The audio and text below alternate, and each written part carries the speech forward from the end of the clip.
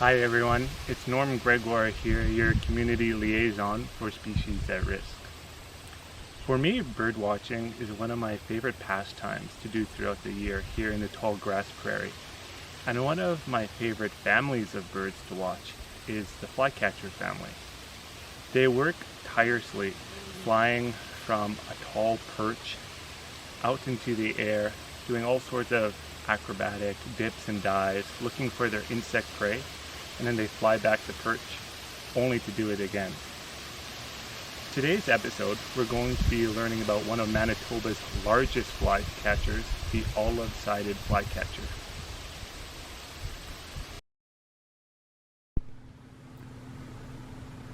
So we can see this Olivesided Flycatcher in this dead clump of willow.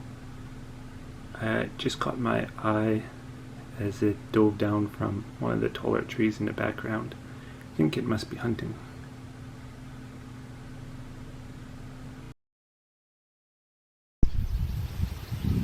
Olive-sided flycatchers are a medium-sized bird with dark gray upper parts and olive-tinged wings. The underparts are mostly lighter in color, and it almost looks like they are wearing a white vest throughout. For their size, they have a large beak and a raised tuft of feathers on the head. That's not always visible, but is a key ID feature for flycatchers. Most flycatchers do look fairly similar in our area in the tall grass prairie, so ID can be tricky. So sometimes we want to use other variables like where the bird is observed.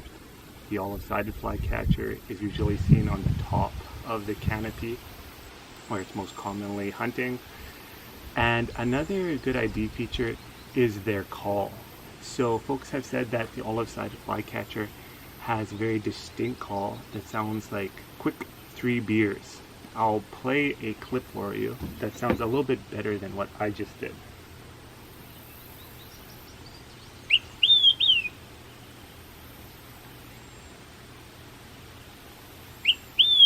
So if you hear that call, that's a sure sign that it's an olive-sided flycatcher.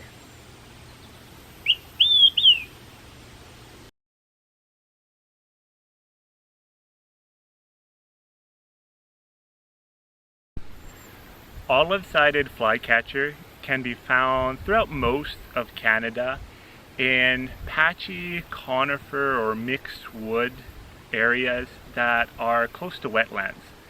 So I've seen olive-sided flycatcher right in this area. We have jack pines and poplars and birch, and there's a swamp not too far away. So this is perfect habitat for them. Usually you see them in taller trees, and they use snags in these trees for hunting and also calling. That calling, quick 3 beers, that's really important for the males especially to defend their territories that can be upwards of 100 acres, which is absolutely huge for a bird of their size. Once they do have a good home area, they'll build their nests again in usually taller trees, and those nests will be made up of twigs and lichen and lined with grasses and pine needles. They'll lay usually 4 eggs in there. Now that whole nesting and incubation process lasts about 6 weeks, which is fairly long. And once the chicks do fledge, they'll actually stay as a family right into their fall migration, which just so happens to be the longest migration of any North American flycatcher. So the olive-sided flycatcher spends its winters as far south as Brazil and Bolivia in South America.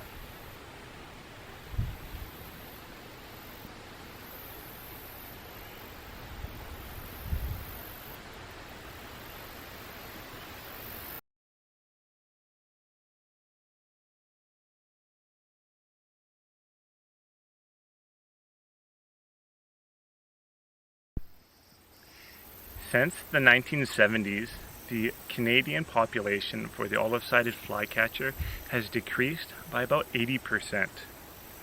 There are some real reasons why this species is considered a species at risk. Main concerns being the loss of insect prey and the loss of that patchy habitat, and that's mainly due to fire suppression. So these can be linked to more man-made causes, but not all of the issues that the olive-sided flycatcher faces are man-made. For example, we remember that long migration that it has. Well, that just leaves it more open to things like predation, as well as that overly long incubation period. Well, same thing, more chances for things to go wrong. Even though we can't control all of these limiting factors, we can really work together to control the factors that we can. Thanks everyone for watching this episode, and we'll see you next time.